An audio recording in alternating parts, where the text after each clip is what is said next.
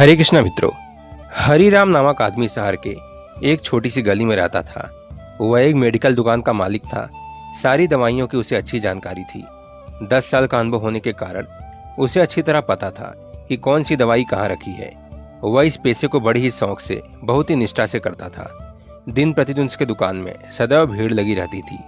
वह प्रतिदिन ग्राहकों को वांछित दवाइयों को सावधानी और इत्मीनान होकर देता था। पर उसे भगवान पर कोई भरोसा नहीं था। वह एक नास्तिक था। भगवान के नाम से वह चिढ़ने लगता था। घर वाले उसे बहुत समझाते, पर वह उनकी एक ना सुनता था। खाली वक्त मिलने पर वह अपने दोस्तों के संग मिलकर घर या दुकान में ताश खेलता था। एक दिन उसके दोस्त उसका हालचाल पूछने दुकान में आए और अचानक बहुत जोर से बारिश होने लगी।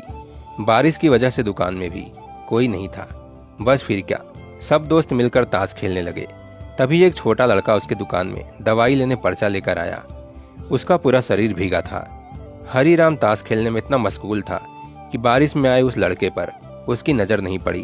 ठंड से ठिठुरते हुए उस लड़के ने दवाई का पर्चा बढ़ाते हुए कहा, साहब जी, मुझे ये दवाइयाँ चाहिए। मेरी माँ बहुत बीमार है, उनको बचा लीजिए। बाहर और सब दुकानें बारिश की वजह से बंद हैं।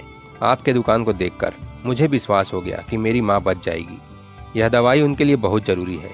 इसी बीच लाइट भी चली गई और सब दोस्त जाने लगे। बारिश भी थोड़ा थम चुकी थी। उस लड़के की पुकार सुनकर ताश खेलते खेलते ही हरिराम ने दवाई के उस पर्चे को हाथ में लिया और दवाई लेने को उठा। ताश के खेल को पूरा न कर पाने के कारण अनमने मन से वह अनुभव से अंधेरे में ही दवाई की उस शीशी को झट से निकालकर उसने लड़के को दे दिया। उस लड़के ने दवाई का दाम पूछा और उचित दाम देकर बाकी के पैसे भी अपनी जेब में रख लिया। लड़का खुशी खुशी दवाई की शीशी लेकर चला गया। वह आज दुकान को जल्दी बंद करने की सोच रहा था।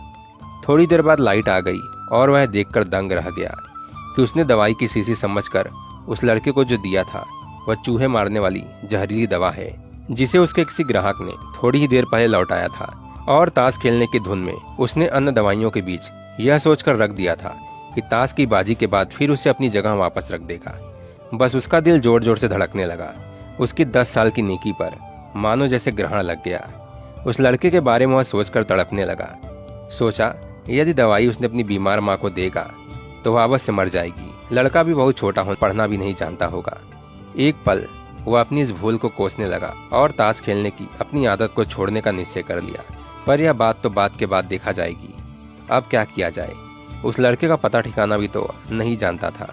कैसे उस बीमार माँ को बचाया जाए? सच कितना विश्वास था उस लड़के की आंखों में। हरिराम को कुछ सूझ नहीं रहा था। घर जाने की उसकी इच्छा अब ठंडी पड़ गई।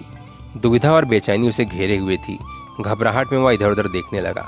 पहली बार उसकी दृष्टि दीवार के उस कोने में पड़ी जहां उसके पिता ने जिद करके भगवान श्री कृष्ण की तस्वीर दुकान के उद्घाटन के वक्त लगाई थी। पिता से हुई बहस में एक दिन उन्होंने हरिराम से भगवान को कम से कम एक शक्ति के रूप में मानने और पूजने की मिन्नत की थी।